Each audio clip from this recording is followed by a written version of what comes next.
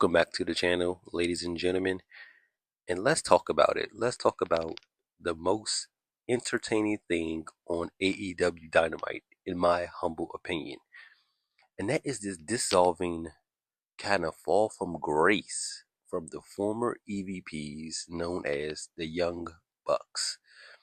Now, on this edition of AEW Dynamite, the August 6th edition, we seen earlier in the day, the Young Bucks were getting interviewed by Renee Young, right? And they were pissed. They were pissed because they've been getting disrespected by the production crew, by the ring announcers, with their uh, Adobe Words art, Titantron, and you know, basically the jobber entrance, the enhancement talent entrance where they're already in the ring and they get no entrance, right? We've seen that, I want to say, last week or 2 weeks before tonight. And so they're pissed. They see a production crew member while they're getting interviewed by Renee, and they go off on him, saying they would need more respect. They give him a note on how they want to get introduced by the ring announcer. And then we fast forward to the entrance, right? So they're coming out, what looks like to be their usual interest that they go in by, and with the Cody elevator and the screen that comes up and stuff like that. But while the screen is coming up, it gets stuck. So they have to crawl underneath the screen, and then once they get to the center of the stage, they hit the muscle pose and everything like that, and then to no pyro. No pyro goes off.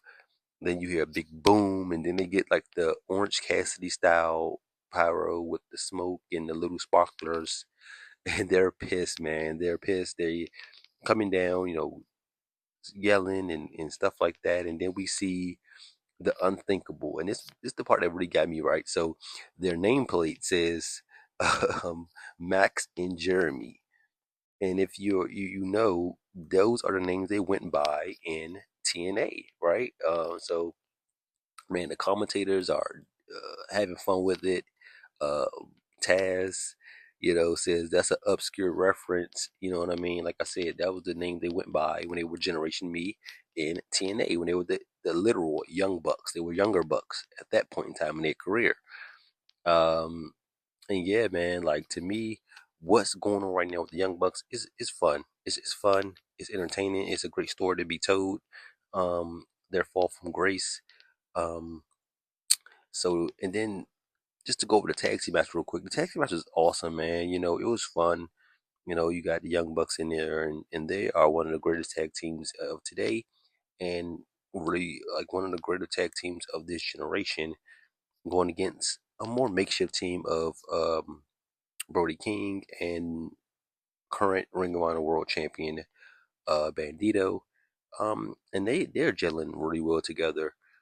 Now, my only thing is, right, with this Young Buck storyline, I kind of would have rather them lose to the Outrunners, man. I think the Outrunners is still putting it all together, as far as the in-ring portion, but as far as the characters and everything like that, I feel like they got it, and they're a young tag team.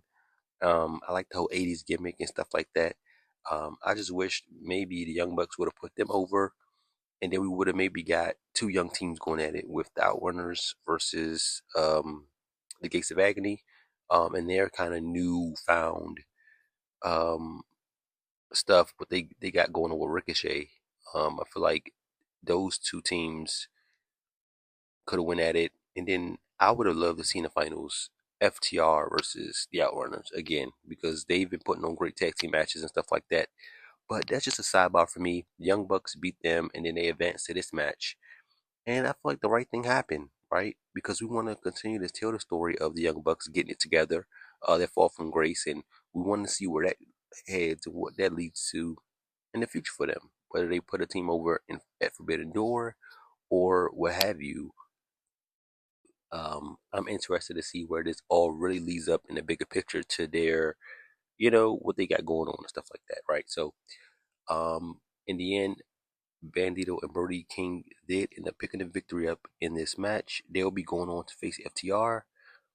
And the Young Bucks continue their fall from grace. But in my humble opinion, I believe this was a great showing, and I love the story that AEW is telling with the Young Bucks.